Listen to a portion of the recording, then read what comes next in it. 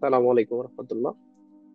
একটা good research title কেমন হবে এর জন্য আহ, চারটা কি অবজেক্টিভস আছে সেগুলা সম্পর্কে সংক্ষেপে বলার চেষ্টা করছি। এক নম্বর হচ্ছে যে প্রেডিক্ট দ্য কন্টেন্ট, অর্থাৎ যে রিসার্চ টাইটেলটা লেখা হবে সেটা অবশ্যই এমন হবে যেন অডিয়েন্স এবং অডিয়েন্স বা রিডার যেন বুঝতে পারে, টাইটেলটা দেখে বুঝতে পারে যে এই রিসার্চটার মধ্যে কি সম্পর্কে আলোচনা করা আছে। দ্বিতীয় নম্বর যে ব্যাপারটা সেটা হচ্ছে অবশ্যই রিসার্চ টাইটেলটা ইন্টারেস্টিং হইতে হবে, ওয়েল ক্রাফটেড হইতে হবে, যেন অডিয়েন্সের অ্যাটেনশনটা গ্র্যাব করতে পারে অথবা তাদের মধ্যে একটা এনকারেজ তৈরি করতে পারে যেন তারা এই রিসার্চটা পরবর্তী সময়েও পড়ে এবং এখনো পড়ে। তৃতীয় নম্বর যে ব্যাপারটা সেটা হচ্ছে রিফ্লেক্ট দ্য টোন, অর্থাৎ টাইটেলটা হচ্ছে রিসার্চ পেপারের টোনের সাথে অবশ্যই মিলতে হবে। এটা একটু আহ উদাহরণ দিয়ে বলার চেষ্টা করি। যদি এটা সায়েন্টিফিক স্টাডি হয় তাহলে অবশ্যই এটা মানে প্রিসাইজলি লেখা হবে, খুব প্রিসাইজলি যতটুকু প্রয়োজন ততটুকু লেখা হবে রিসার্চ টাইটেলে। আর যদি এটা ওপিনিয়ন বেসড হয়, অ্যাবস্ট্রাক্ট ধারণার উপরে হয়, তাহলে এটা অবশ্যই একটু এক্সপ্রেসিভ হবে, অর্থাৎ যে ধরনের রিসার্চ সে অনুসারে টাইটেলটাকে প্রডিউস করতে হবে, সেই ধরনের টোনটা যেন টাইটেলে রিফ্লেক্ট করে। চতুর্থ নম্বর যে ব্যাপারটা সেটা হচ্ছে কন্টেইন ইম্পর্টেন্ট কিওয়ার্ডস, অর্থাৎ আমরা যারা একটু হলেও জানি সার্চ ইঞ্জিন অপটিমাইজেশন সম্পর্কে, একটা রাইস একটা টাইটেল টাইটেলের যে ওয়ার্ড গুলো, এই ওয়ার্ড গুলো হচ্ছে একটা রিসার্চ পেপার খুঁজে পেতে সাহায্য করে।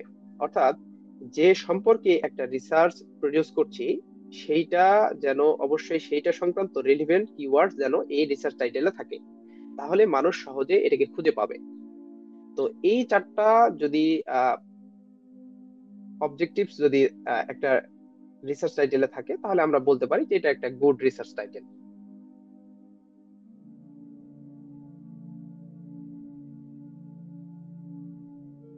মূলত দুই ভাবে রিসার্চ টাইটেল লেখা সম্ভব। একটা হচ্ছে এপিএ, দ্বিতীয়টা হচ্ছে এমএলএ।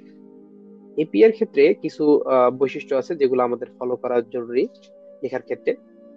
এক নম্বর হচ্ছে যে capitalise the first word or title and any subtitle, অর্থাৎ যেই প্রথম যেই টাইটেলটা থাকবে এবং সাবটাইটেল থাকবে সব ক্ষেত্রেই হচ্ছে ফার্স্ট ওয়ার্ড যেটা সেটার অবশ্যই হচ্ছে যে ক্যাপিটালাইজ থাকবে, অর্থাৎ হচ্ছে একটু যদি বাংলায় বলি সেটা হচ্ছে বড় হাতের লেটারে থাকবে, ঠিক আছে। শুরুর যে আহ, মানে লেটারটা সেটা হচ্ছে অবশ্যই বড় হাতের থাকবে।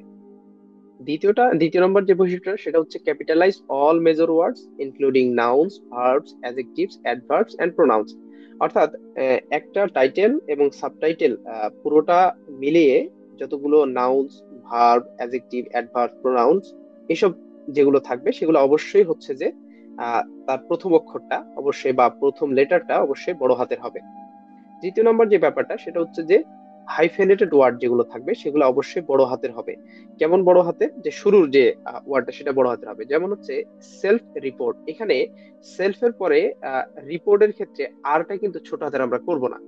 আমরা এই এপিএ সিস্টেমে যখন লিখবো তখন অবশ্যই যে সেলফ এসটা যেমন বড় হাতে দিয়েছি একইভাবে আরটা মানে এই আরটা অবশ্যই বড় হাতের হবে। আচ্ছা, আর চতুর্থ নম্বর যে নিয়মটা সেটা হচ্ছে যে ক্যাপিটালাইজ করা যাবে না, এগুলো অবশ্যই ছোট হাতের থাকবে।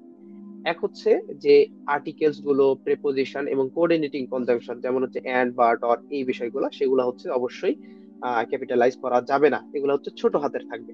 যদি না এগুলো হচ্ছে যে ফার্স্ট ওয়ার্ড হয়, টাইটেলের যদি ফার্স্ট ওয়ার্ড হয় তাহলে তো এটা অবশ্যই ইয়ে করতে হবে, যেমন আর্টিকেলে আ দিয়ে শুরু হয়েছে, ঠিক আছে, তাহলে ওই এটা অবশ্যই বড় হাতের হবে, ঠিক আছে।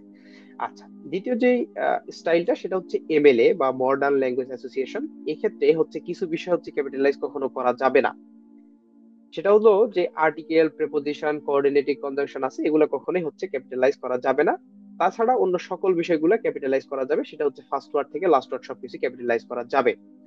আচ্ছা, এপি এর ক্ষেত্রে একটা বিষয় হচ্ছে মিসিং এখানে আছে, সেটা হচ্ছে যে যদি এমন হয় যে প্রেপোজিশন এখানে বলা হয়েছে যে প্রেপোজিশন কিন্তু ক্যাপিটালাইজ করা যাবে না। কিন্তু যদি প্রিপোজিশন এমন হয় যে যদি তিনটা লেটার বা তার চেয়ে বেশি যদি হয়, সরি, তিনটা লেটারের বেশি যদি হয় তাহলে অবশ্যই সেটাকে ক্যাপিটালাইজ করতে হবে, যেমন ফ্রম অথবা বিটুইন এরকম যদি থাকে তাহলে ওটাকে ক্যাপিটালাইজ করে লিখতে হবে এপিএ মাধ্যমে, ঠিক আছে, কিন্তু যেটা এমএলএ মাধ্যমে হচ্ছে যে করার কোনো প্রয়োজন হবে না।